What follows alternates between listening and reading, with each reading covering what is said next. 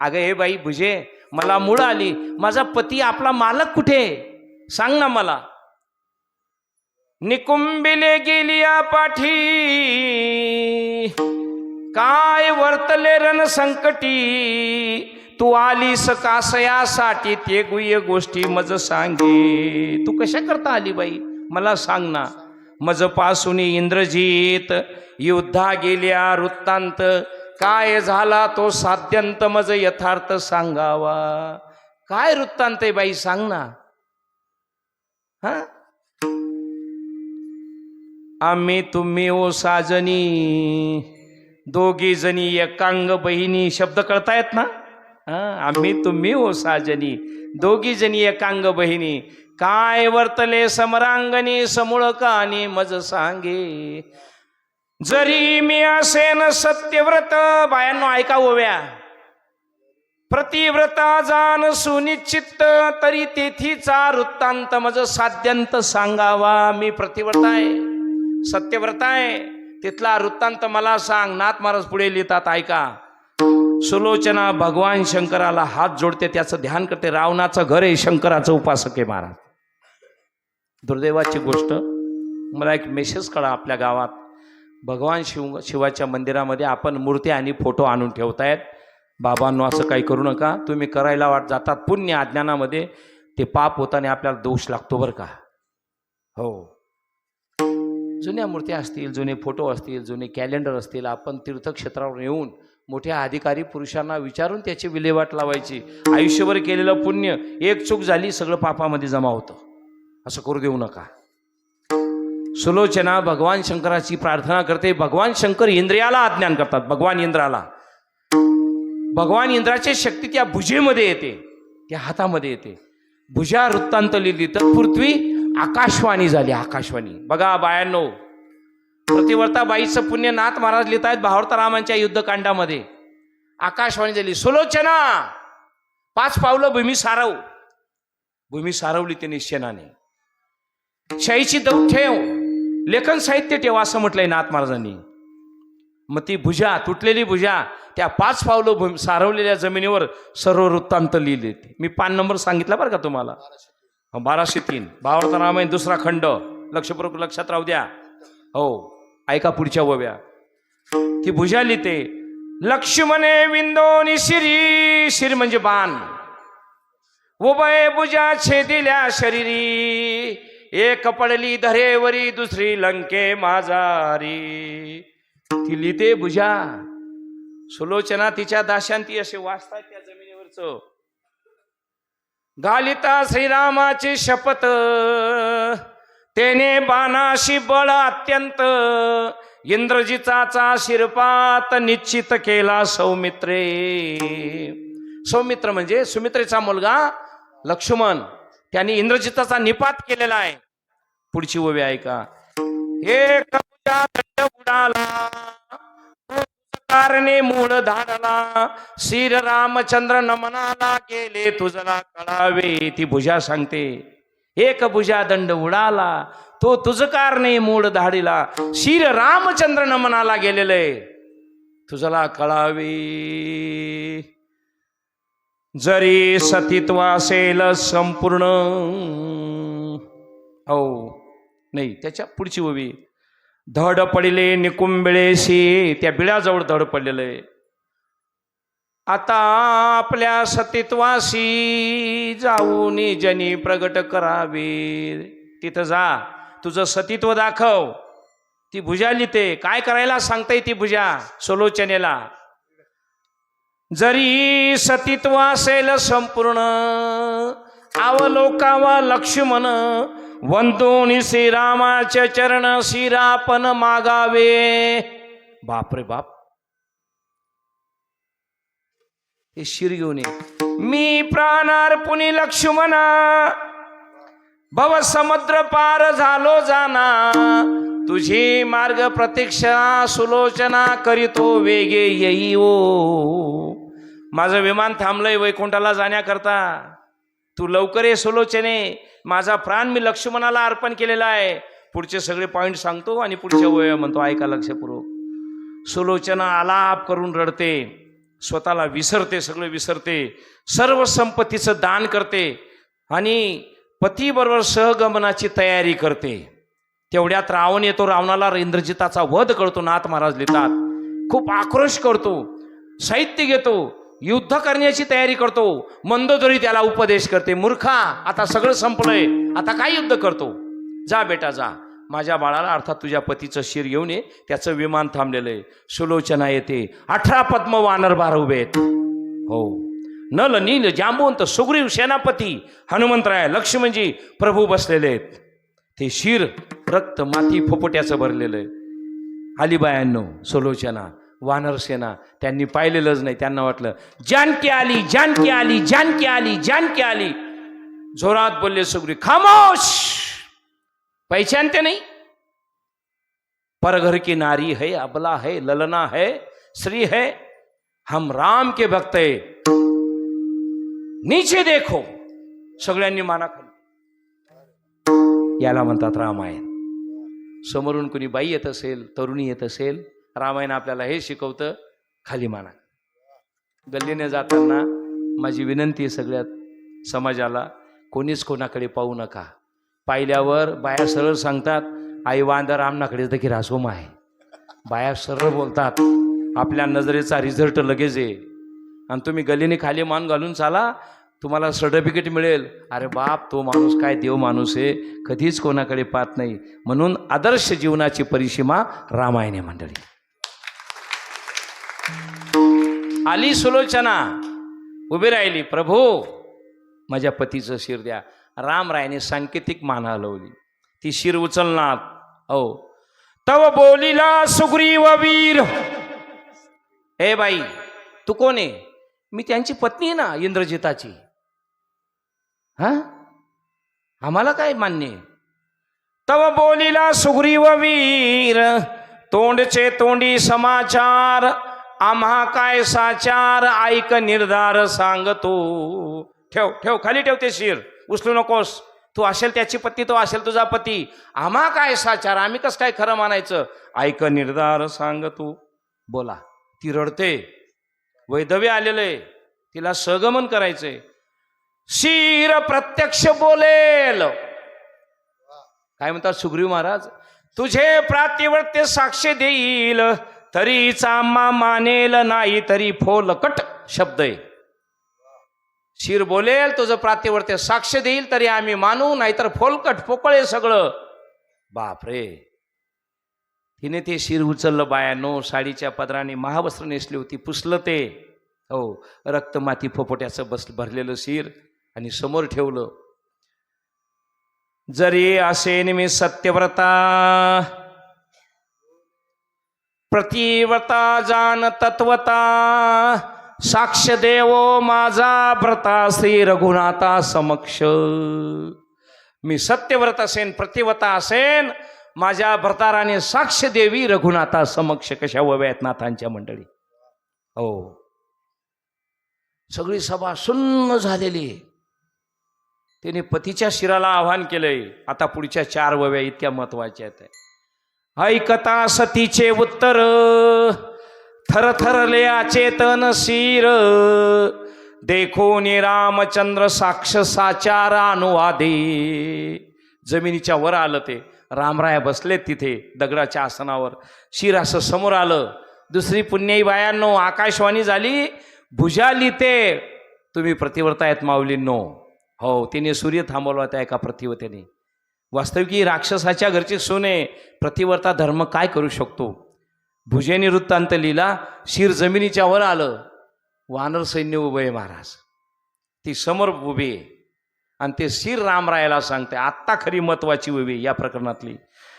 जैसा रामचंद्र सत्य सत्य. देव कसा आहे? सत्य तू, सत्य तू, सत्य तू विठ्ठला. कागा दाविला जगदाकार. सगळं संपणार आहे, सगळं खोटं आहे, सगळं मिथ्या आहे. एक परमात्मा सत्य आहे मंडळी. म्हणून आपण त्याच्या जवळ यायचं आणि त्याचं गुणगान करायचं. संत सत्य आहेत, संत सत्य सांगतायत. काय म्हणते हे शिर? जैसा रामचंद्र सत्य सत्य, तैसे प्रती सुलोचनेचे प्रातिवृत्य जाणून इत्यंभूत कार्य निश्चित करा स्वामी. देवा, जसे तुम्ही सत्य आहेत तशी सुलोचना माझी प्रातिवृत्याने आयुष्य सजवलेलं आहे, हे जाणून निश्चित करा स्वामी. ऐसे साक्ष वदेशीर वानरी केला जय जयकार, रामचंद्र भगवान की जय. वानरांनी जय जयकार केला. सुखावला रामचंद्र लक्ष्मण चिंतातूर. नाथ महाराज लिहित आहेत, रामाला आनंद झाला, लक्ष्मणाला चिंता आली. असं कसं, असं कसं, असं कसं शक्य आहे, मी मारलं याला. प्रातिवर्ता धर्म काय सांगतो? केवळ चेतनशीर साक्ष बदले साचार, देखो निसे रामचंद्र काय बोलते झाले. 2 ओव्या बायांनो, सगळेजण ऐका. रघुनंदन मने सुलोचने, काय इच्छा असेल ते मागणे, मागशी ते देईल सजने, प्रसन्न वदने बोलले. वा. रघुनंदन मने सुलोचने, काय इच्छा असेल ते मागणे, मागशी ते देईल सजने, प्रसन्न वदने बोलले. सुलोचना उभी होती बायांनो. शेवटच्या 2 ओव्या नाथ महाराज लिहितात. सुलोचना मने श्रीरामा, भक्त काम कल्पद्रुमा, पती शिर देऊन आम्हा, पुनर्जन्मा देऊ नको. माझ्या पतीचं शिर दे आणि पुन्हा जन्माला घालू नको. आता सगळ्यात शेवटची ओवी. तुझ्या चरणी अक्षयवास.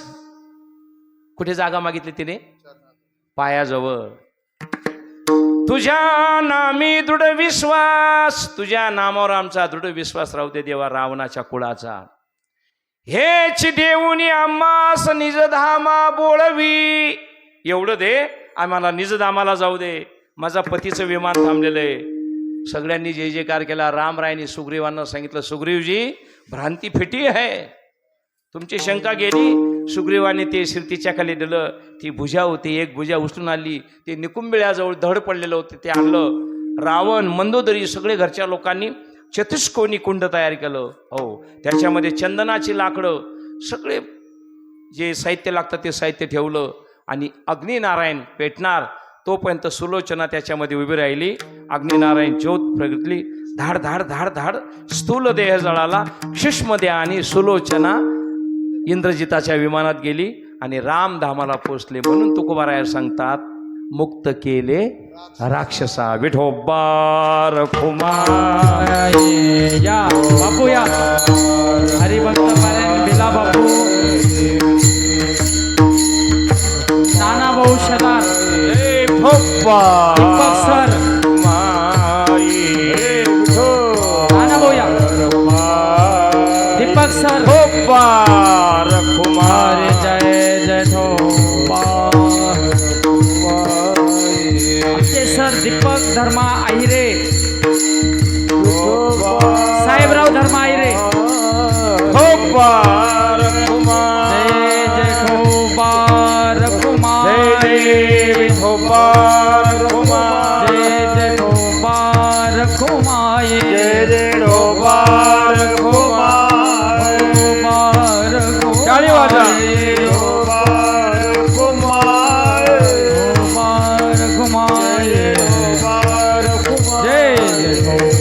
महाराज हरे विठोबार कुमार, जय जय ठोबार कुमार. कुंडली कवरदे हरि विठ्ठल, जान दे मत्कार, पंढरीनाथ भगवान की. माऊली ज्ञानेश्वर महाराज की जय. जगद्गुरु तुकाराम महाराज, बसा खाली तिथं बसा. सद्गुरु जोग महाराज की, सद्गुरु मोठे बाबा की जय, सद्गुरु माऊली महाराज की जय. विठोबार खुमाई, जय विठोबार खुमाई, जय विठोबार खुमाई, जय विठोबार खुमाई.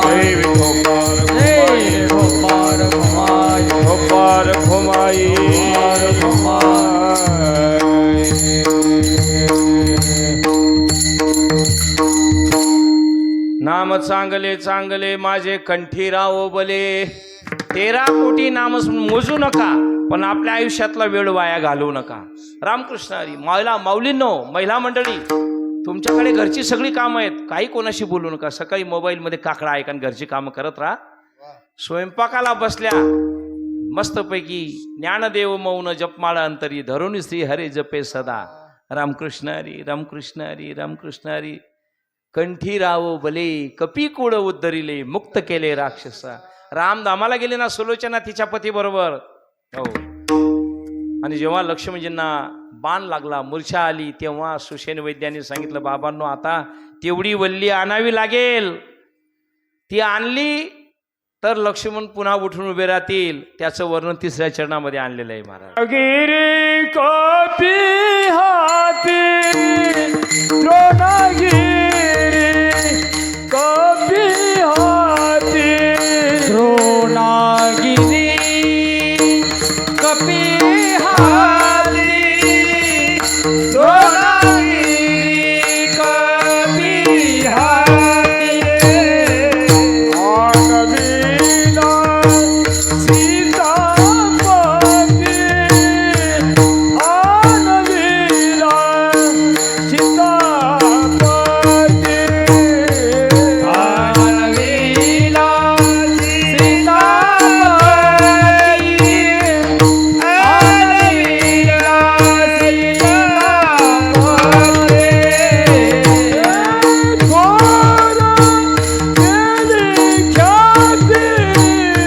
परत भेटी समाई, केली ख्याती, परत भेटी समाई. नाम चांगले चांगले माझे कंठी राहो भले, कपी कुळ उद्धरिले, मुक्त केले राक्षसा. नाम चांगले चांगले माझे कंठी राहो भले, कपी कुळ उद्धरिले, मुक्त केले राक्षसा.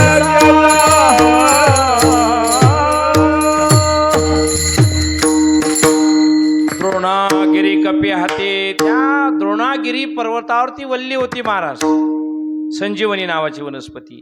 ती आणायची होती. तिचं वैशिष्ट्य असं होतं, नाथ महाराज लिहितात, वाल्मिकी ऋषी लिहितात, गोस्वामी तुलसीदास, मध्य प्रदेश, उत्तर प्रदेश, बिहार, राजस्थान, मध्य प्रदेशापासून तिकडचा जो भारत आहे ना, जशा आपल्याकडे गाथा आणि तुकोबाराची ज्ञानोबारांची ज्ञानेश्वरी असते ना, तसं त्या लोकांकडे रामचरित मानस असतं. आणि सगळ्या घरी व्यवहारामध्ये ओव्या बोलल्या जातात, दोहे बोलले जातात. म्हणून आपल्या सुद्धा जीवनामध्ये ज्ञानेश्वरीच्या ओव्या आल्या पाहिजेत, बोलता बोलता तुकोबाराची प्रमाण आले पाहिजेत. म्हणून आता ही जी पुढची पिढी आहे ना, या पिढीवर आपण ते संस्कार करायचे आहेत बरं का. महाराजांच्या संस्थेमध्ये जे विद्यार्थी आहेत हे कीर्तनकार होतील, मृदंगाचार्य होतील, वेदांत होतील, असं काही सांगता येत नाही, पण किमान सदाचारी माणसं तरी तयार होतील मंडळी. आणि आज आपल्या देशाला सदाचारी माणसांची फार गरज आहे मंडळी. सदाचारी माणसं देश घडवू शकतात. एका माळकऱ्याच्या मुलावर परिणाम झाला, माझ्या भारतभूमीचा अपमान झाला, संगणक बनवून दाखवला त्याने. डॉक्टर विजय भटकरांनी, पुण्याला राहतात ते. धुळ्याला एकदा आले होते. आमच्या आर्वीच्या एका मुलाने प्रश्न विचारला होता. JR शेट्टी हायस्कूलमध्ये त्यांची सभागृहामध्ये होते. त्या आर्वीच्या मुलाने सांगितलं, साहेब कॉम्प्युटर सुरू होताना आणि बंद होताना बुम असा आवाज येतो, कशा करता येतो? त्याचं उत्तर त्यांनी दिलं होतं. ऋषीमुनींचं, साधू संतांचं वाङ्मय आणि अध्यात्म एकदम जवळच आहे बरं का. विज्ञान एकदम जवळच आहे. फक्त आपण गैरसमज असा केला, या लोकांची ज्ञानेश्वरी, आमचं काम नाही ते. अहो काय नाही ज्ञानेश्वरीमध्ये? पायाळू माणसाच्या 4 ओव्या आहेत. पायाळू माणूस, आपण सगळे डोकाळू. 100 मध्ये एखादा पायाळू जन्माला येतो, त्याला जर अंजन लावलं डोळ्याला, ते तसं दैवानी पायाळा वरी दिव्यांजन होय डोळा, मग तेथ देखे आवलीला पाताळ धने. त्याला अंजन लावलं की तो चालता चालता सांगतो इथं खोदा इथं धने. या ओव्या तिथे आहेत महाराज. आणखी एक ओवे, पाताळीचे ही निदान दावील किरांजन परी हो आवे लोचन पायाळाचे. पायाळाचे डोळे पाहिजे, अंजन लावलं पाहिजे, चालता चालता सांगेत. तुकोबरायनी गाथेमध्ये पुंडलिक रायाला पायाळ म्हटलेलं आहे. पायाळाच्या गुन्हे पडिले ठाऊके, पडिले ठाऊके.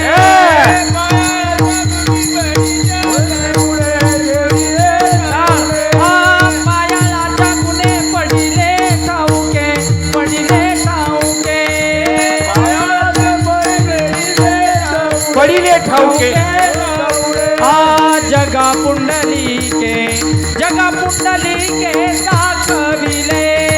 जगा पुंडलिके, जगा पुंडलिके दाखविले. हा जो ठेवा आहे ना, निज ठेवा तिकडे होता उत्तर भारतामध्ये, गोकुळात होता. पायाळ पुंडलिक रायांनी तो ठेवा इथं आणला ना आपल्याला दाखवला. पायाळाच्या गुन्हे पडिले ठाविके, जगा पुंडलिके दाखविले. परीस परीस परीस दगड असतो की नाही, आपण मानत नाही, पण ज्ञानोबरायन तुकोबरायन म्हटलं असेल तर हा एक सुप्रीम कोर्टाचं जजमेंट. मी जशी मागच्या वर्षी लागलो, कारण एका माणसाने मला परिसावर प्रश्न केला. तुकोबरायच्या गाथेमध्ये अनेक अभंगात परिसाचे शब्द आलेत, पण ही परिसाचे 2 अभंग आहेत. नामदेवरायच्या गाथेमध्ये 2 अभंग आहेत परिसाचे. 18व्या अध्यायापासून तर पहिल्या अध्यायापर्यंत गेलो कारभारी दादा. संपूर्ण ज्ञानेश्वरीमध्ये परिसाच्या 18 ओव्या आहेत. किती? पहिल्या अध्यायामध्ये एक ओवी आहे, लोहाचे कनक होय हे सामर्थ्य परिशीचा आहे, की मृतही जीविताला आहे अमृत सिद्धी. मेलेल्या माणसाला अमृत पाजलं तो जिवंत होतो. लोहाचे कनक होय. शांताराम महाराज, लोह म्हणजे लोखंडाचं सोनं होतं. हे सामर्थ्य परिशीचं आहे. ज्ञानोबरायाने परिस मानला, आपल्याला मानावाच लागेल. विठ्ठल विठ्ठल.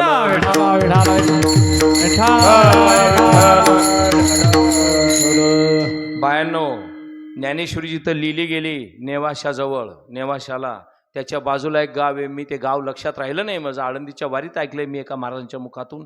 त्या बाईचे 1100 पारायण झालेत ज्ञानेश्वरीचे. किती? 1100. चिंचोली का? हो.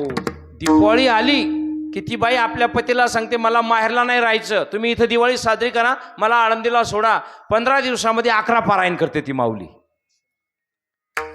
हजार पारायण झालेली साधक आहेत आपल्या महाराष्ट्रात.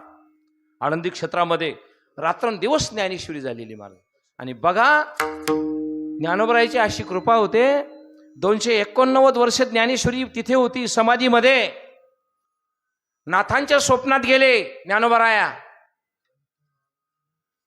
तुम्ही या, आजान वृक्षाची मुळी माझ्या कंठाला लागलेली. नाथ महाराज आले तिकडनं. 4-5 हजार साधक होते त्यांच्याबरोबर. परकीय आक्रमण झाले होती भारतावर. आदिलशाही, कुतुबशाही, निजामशाही, इमामशाही, फरीदशाही.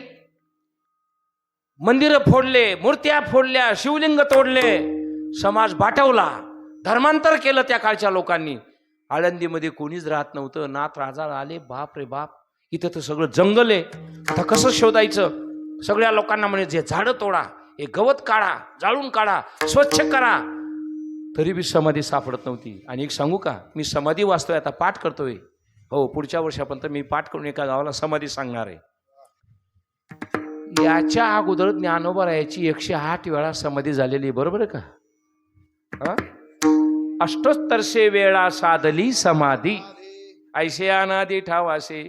याच्या अगोदर 108 वेळा समाधी झालेली. या आपण समाधी वाचू तेव्हा कळेल.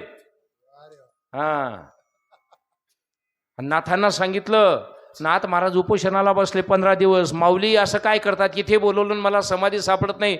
सगळं सिद्धपेठ आहे, सगळे शिवलिंग आहेत. आणि मग सांगितलं, एक नंदी आहे शिवाचा, तो दिसला की त्याला बाजूला करायचं, ती शिळा उचलायची, मध्ये 3 पायऱ्या आहेत, तुम्ही एकटे उतरा, कोणाचाच अधिकार नाही. 289 वर्ष वाट पाहिली ज्ञानोबरायांनी. ती समाधीच्या समोर ठेवलेली होती ज्ञानेश्वरी. कारभारी लोक उभे होते. दिसला बो तो नंदी, सगळ्यांना आनंद झाला. उठविला नंदी शिवाचा धवळा, उठविला नंदी शिवाचा धवळा, उठविला नंदी शिवाचा धवळा, उठविला नंदी शिवाचा धवळा, काढियेली शिळा विवराचे, काढियेली शिळा विवराची, काढियेली शिळा विवराची.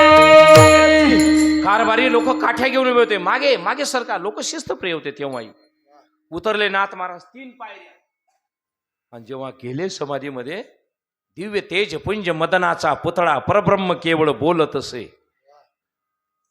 1000 कोटी सूर्यांचं तेज, ज्ञानोबरायांचं दिव्य तेज.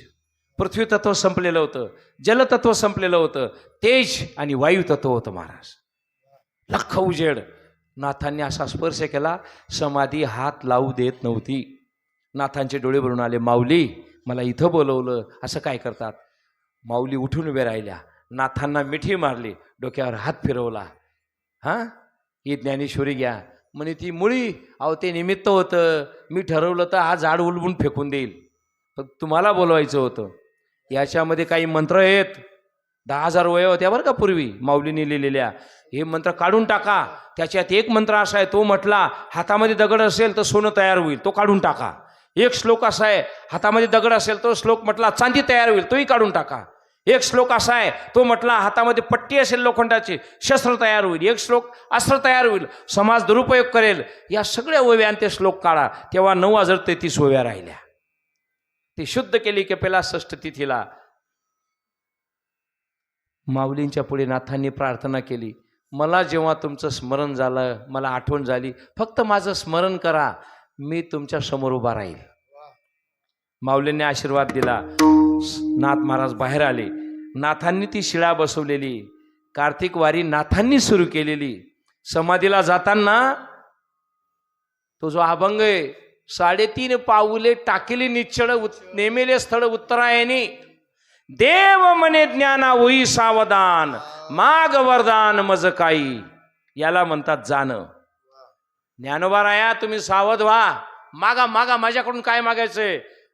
आई साहेब, विठ्ठल रुक्मिणी सहित गरुड हनुमंत परसा भागवत नामा पुंडलिक उभे तेथे. हरे हरे विधाता आले आळंदीशी, सगळे होते आलेले. गंधर्व होते, देव होते, ऋषीमुनी, सर्पकुळ, पन्नग, अप्सरा, सगळे सगळे होते महाराज. ज्ञानदेव म्हणे शुद्ध कार्तिक मासी, व्रत एकादशी स्वामीकडे. आज चैत्र वारी बरं का मंडळी, पंढरपूरची. हिला उटीची वारी म्हणतात. ह्या वारीला देवाला उन्हाचं तापमान लागू नये म्हणून पाठीलाच मलईगिरीवरचं चंदन घासून लावतात. ही वारी येते, उटीची वारी. हो, आणि त्या गावाला, तुमच्या गावच्या सप्त्यामध्ये मला सेवा मिळते. माझं भाग्य समजतो मी. ते सांगता तरी आलं पाहिजे ना. आम्ही बी सांगायचं कोणाला? ऐका, तमास ऐकणार असले थोडं सांगणं पडी. हा, असे भाविक अंतकरणाचे लोक, त्यांना सांगावं लागेल ना. काय मागितलं ज्ञानोबरायांनी? ज्ञानदेव म्हणे शुद्ध कार्तिक मासी, व्रत एकादशी स्वामीकडे. कार्तिक महिन्यातली शुद्ध पक्षातली एकादशी तुमची यात्रा भरवा. कृष्ण पक्ष व्रत हरिदिन परिपूर्ण, मागितला मान ज्ञान देवे. कृष्ण पक्षातली वद्य एकादशी, तो मान मला द्या. नामा म्हणे आवडीने देता, जोडेल संता पियुष जे. देवा, हे जर दिलं ना तर आमच्या संत म्हणेला ते अमृत मिळेल म्हणे. आणि तिथून कार्तिकची वारी सुरू झाली बरं का मंडळी. 1 महिनाभर चाललेला सोहळा. नाथ महाराज श्रीमंत वैभवशाली संत होते. मग जेवणारे बी तर होते ना, पंक्ती खाणारे. नाथांनी काही पैसा आणला, नंतर अन्नधान्य संपलं. आळंदीच्या घाटावर एक शेठ वाणी गोरा पान, त्याचं दुकान लावून बसला आणि सांगितलं, घेऊन जा, माऊलीचं कार्य आहे. नाथ महाराज येत, मग काय? गहू न्या, तांदूळ न्या, बासमती, तूप न्या, काजू बदाम न्या, रोजच्या पंक्ती. अहो, नाथांच्या सोबत 10,000, आजूबाजूचे 10,000 लोक. सगळं झालं महाराज. यात्रा झाली. एकादशी, द्वादशी, क्षीरापती झाल्या. उधारी द्यायला लागला. नाथ महाराजांची कारभारी जेव्हा गेले घाटावर, दुकानदार नाही, दुकान नाही, तो वाण्या नाही, काहीच नाही. ते कारभारी म्हणे, असं कसं? कुठे गेले दुकानदार? नाथांकडे आले. नाथ महाराज असा असा प्रकार आहे, चला मी येतो म्हणे. आता नाथांना सगळं कळत होतं महाराज. नाथ महाराज जेव्हा आले, इथं दुकान होतं म्हणे नाथा, इथंच बसायचा, गोरापान वाणी होता तो, दुकान बी नाही, त्याचा बाजार बी नाही, त्याची थकबाकी, आपल्याकडे पैसा आहे. नाथांना असं आलं. नाथ म्हणाले, झाले ज्ञानेश्वर वाणी, झाले ज्ञानेश्वर वाणी, झाले ज्ञानेश्वर वाणी, झाले ज्ञानेश्वर वाणी, आले सामोरी घेऊन, वा वा वा, आले सामोरी घेऊन, पर्व काळ द्वादशे, दिली सामोग्री आम्हाले, पर्व काळ द्वादशे, दिली सामोग्री आम्हाले.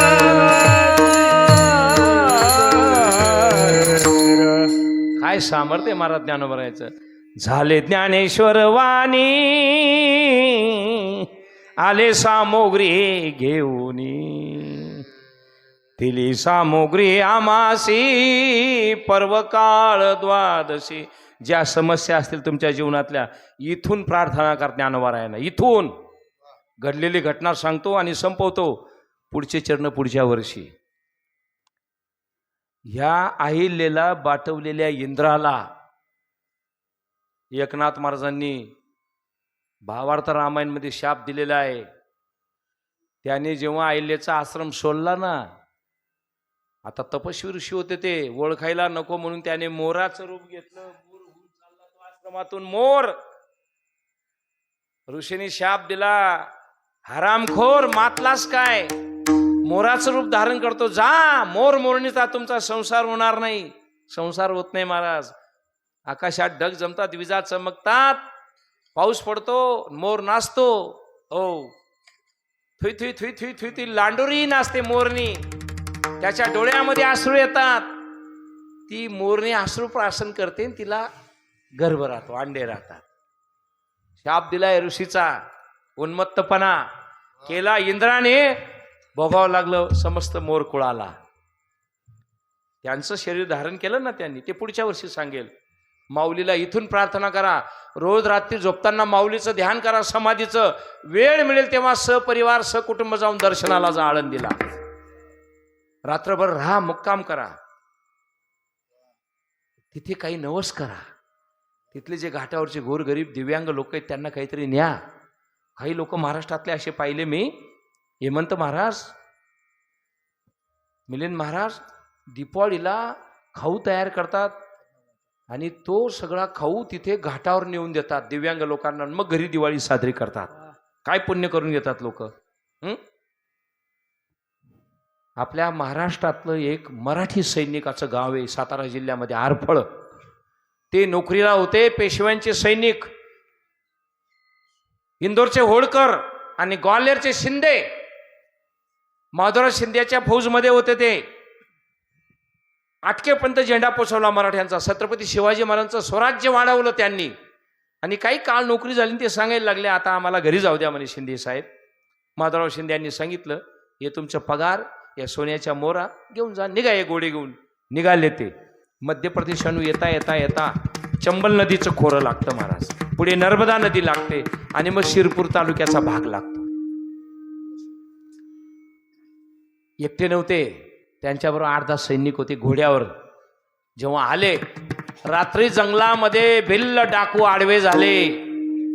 घरानं माळकऱ्याचं होतं, सेनापती सैनिक होते. त्या भिल्लांनी पकडलं, दोर बांधून, हातपाय बांधून गुहेमध्ये टाकलं. का टाकलं? तो भिल्ल राजा, भिल्ल सरदार डाकू एका देवीचा उपासक होता आणि दरवर्षी बळी द्यायचा तो. तो म्हणे, हा सैनिक गोरा पान आहे, तेजपुंज चेहरा आहे, तब्येत कसलेलं शरीर आहे, याचा बळी देऊ. अरे बाप, त्यांनी पाहिलं, आटके पार झेंडा फडकवला आपला मराठी राज्याचा. पण आता काही शक्ती नाही. जिथे मानवी शक्ती संपते ना, तिथे दैवी शक्तीची प्रार्थना करायची मंडळी. रात्रीच्या वेळी हातपाय बांधलेत, प्रार्थना केली, माऊली, आमचं घरानं तुमची वारी करणार घराणे. सातारा जिल्ह्यातले आहोत आम्ही, मला इथून कोणी सोडू शकत नाही. ज्ञानोबा आहे, मला इथून सोडवा. माऊलींनी प्रार्थना ऐकली आणि त्या भिल्ल डाकूच्या स्वप्नात गेले ज्ञानोबाराया. उठ, रात्री 12 वाजता सोड त्याला. तो उठून बसायचा. कोणतरी साधू माझ्या स्वप्नात येतोय, याला सोडायला सांगतोय. जातीचा भिल्ल आहे, शिकार करणार आहे, माणसं मारणारा डाकू. आणखी झोपला. पुन्हा 2 वाजता स्वप्नात माऊली आले. उठ, सोड त्याला. उठून बसायचा. त्याला काही कळत नव्हतं. माऊलीचा फोटो यायचा समोर. 2:45 वाजता ब्रह्ममुहूर्तावर 3:30 पावणे 4ला पुन्हा माऊली स्वप्नात आल्या. उठ, त्याला सोड, त्या बंदीला. तुला मुलगा झालेला आहे, त्याला मारून टाकेल. माऊलीने दम दिला. उठला. बायकोला सांगितलं, अहो सोडा त्याला. त्याचे दोर मोकळे केले, घोडे सोडले, काही मोरान संपत्ती दिली. जा. निघाला तो माणूस घोडे घेऊन. डायरेक्ट आळंदीला आला. त्यांचं नाव आहे हैबत बाबा. प्रार्थनाच केली होती डोंगराच्या गुहेमध्ये. कुठे आळंदी, कुठे एमपीचं जंगल, डोंगरात रात्री 12 वाजता प्रार्थना केली. माऊली सोडवा. अहो दयाळे ज्ञानी बाई, माझे अर्थ तुझे पायी. आले. तिथंच भजन सुरू केलं. असं भजन करायचे हैबत बाबा, समाधी अशी डोलायची. हे सगळं चिंतन मी सर्व दर्शनाचार्य निवृत्ती महाराज वक्ते बाबा यांचं ऐकलंय. आळंदीला समाधीच्या घाटावर कीर्तन असायचं त्यांचं. पण आळंदीकरांना काही सण झालं नाही मंडळी. त्यांनी म्हटलं, हो हैबत बाबा उठा, तिकडे जा सिद्धबेटामध्ये. काही खायला मिळत नव्हतं. झाडपाला खाऊन हैबत बाबांनी भजन केलं. माऊलींना आला राग. माऊली आळंदीकरांच्या स्वप्नात गेले. हैबत बाबाला समाधी मंदिरात आणा, नाहीतर आळंदीच पालथी घालेन. सगळे गेले. हात जोडले. हैबत बाबा पुन्हा मंदिरात या. मग हैबत बाबांनी त्या पादुका गळ्यात बांधल्या आणि माऊलीचा सोहळा सुरू केला. आळंदी ते पंढरपूरची पहिली वारी. समाज वाढायला लागला. पालखी तयार केली. पालखी धरायला 4 लोक, 21 दिवस इकडनं, 21 दिवस तिकडनं. एक माणूस असा होता, तो दरवर्षी न चुकता यायचा. त्याने आयुष्यभर पालखी वाहिली. ते सांगतात, मी आयुष्यभर पालखी वाहिली खांद्यावर इकडून तिकडून, म्हणून मला पुढचा जन्म जोग महाराजांचा मिळाला. जोग महाराजांचं चरित्र 50 रुपयाला मिळतं बरं का मंडळी. 50 रुपयाला. स्वतःचे 4 जन्म सांगितले जोग महाराजांनी. जोग महाराज म्हणे, मी मागच्या जन्मात भोई होतो, हैबत बाबांची पालखी घेऊन जायचो, घेऊन यायचो, म्हणून मी जोग म्हणून जन्माला आलो. त्या घराण्यामध्ये विष्णुबा जोग पैलवान घराणं होतं महाराज. लोकमान्य टिळकांचे मित्र होते. 1917 शालिवान शके चैत्र शुद्ध प्रतिपदा गुढीपाडव्याला संस्थेची संस्थापना केली. वारकरी शिक्षण संस्थेची. हजारो कीर्तनकार, पारायणकार, गायनाचार्य, मृदुंगाचार्य तयार होत आहेत महाराज. सांगा तुम्ही केवढी समस्या मोठी होती हैबत बाबांची. आळंदीला जर गेले ना, मंदिराच्या बाहेर पायरी आहे ना, तिथे पत्रा बसवलाय सोनेरी. त्याला लिहिलंय हैबत बाबांची पायरी. लोक असा पाय टाकून होत नाही पायरीवर. आणि दर्शन झालं की हैबत बाबाची उजव्या बाजूला ओवरी, तिथं जाऊन पाहायचं. पेशव्यांचाही फोटो आहे बरं का, शिंद्यांचाही फोटो आहे. हैबत बाबांच्या पत्नी आयुष्यभर घरी गेले नाहीत महाराज. म्हणून आता इथून जाल ना माऊलींना, तुम्ही रोज झोपताना या मंदिराचं ध्यान आणि माऊलीच्या समाधीचं ध्यान करायचं. असे भगवान रामराया. भविष्यात कधी योग आला तर सांगेल मी समाधी प्रकरण 71 अभंगाचं. तोंडी सांगतो बरं का मी. रोज एक अभंग पाठ करतो समाधीचा. आता 25 झालेत, एका वर्षामध्ये राहिलेले पाठ करू. समाधी सांगताना मजा येते, ऐकतानाही मजा येते. विठ्ठल विठ्ठल विठ्ठल विठ्ठल.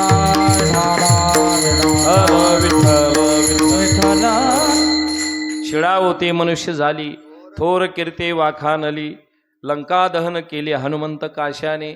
आणि शेवटी तुकोबाराया या भगवंताचं रूपाचं आणि स्वरूपाचं सामर्थ्य शेवटच्या चरणात. राम जानकी जीवन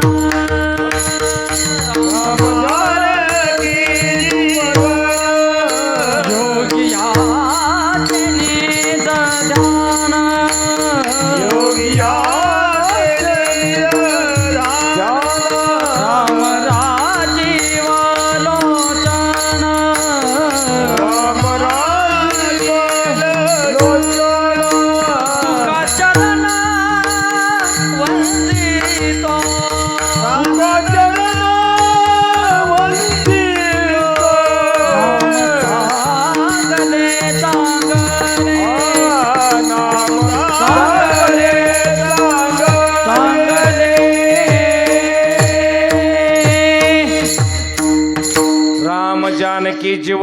याचा अर्थ तुमचं माझं जीवन चांगलं आदर्श करायचं असेल, जानकी मातेसारखं आणि रामरायासारखं चरित्र आपण स्वीकारायचं, आचरण त्याचं करायचं. योगियांचे निज ध्यान, योगी लोकांचा खरा ठेवा आहे. राम राजीव लोचन तुका चरण वंदितो. बस 5 चरणाचा अभंग आहे. मध्ये ज्ञानाकरता मला हे सगळं सांगावं लागलं. पहिल्या चरणामध्ये मी तो अल्पमतीहीन, आणि आपली मती वाढवायची असेल तर ज्ञानेश्वरीची कृपा आपल्याला संपादन करावी लागेल. तुकोबरायची गाथा वाचावी लागेल, नामदेवरायची सगळी गाथा वाचावी लागेल, आणि आपल्या पुढच्या पिढ्यांना हे शिकवा. मंडळी, ही जी पिढी आहे ना, यांना इतिहास शिकवा, यांना ज्ञानोबराय तुकोबराय शिकवा. पुढचा परमार्थ जोरात झाला पाहिजे, यांना खरा वेदांत कळला पाहिजे. आतापासून उभे घेऊन टाळ घेऊन उभे आहेत. आदर्श संस्कार होत आहेत महाराज, बरं का. चांगलं आहे, कारण की ही शक्ती कमी पडते. असो, या ठिकाणी मला दरवर्षी बोलवतात भजनी मंडळ. माऊलींनी मला फोन केला आणि सांगितलं, महाराज 3रा दिवस घ्या. विशेषतः माझं नियोजन आमच्या मोहन अण्णाकडेच असतं, पण यंदा यांनी काही ऐकलं नाही. बाबांपासून त्यांच्याकडे माझं नियोजन असतं, पण काही का असेना तसंच आमचे बिला बापू बी आहेत. पहिल्यापासून आरवीचे बागले गुरुजींची सेवा मला द्या. सगळंच गाव प्रेमाचं आहे. बाहेर गावून काही मंडळी आली आहेत, भजनी मंडळ आहे, चोपदार महाराज आहेत, विनेकरी आहेत, मृदुंगाचार्य यांचं विशेष प्रेम आहे आपल्या गावावर, नाही का. वा वा, भगवान रामराय आपल्यावर कृपा करोत. राक्षसांना मुक्त केलं. आपण चांगल्या घरची माणसं आहात, सेवा करतात. भगवान राम स्वरूपाला आपलं जीवन जावो अशी प्रभूचरणी प्रार्थना करतो आणि थांबतो. ज्ञानेश्वर माऊली ज्ञानेश्वर माऊली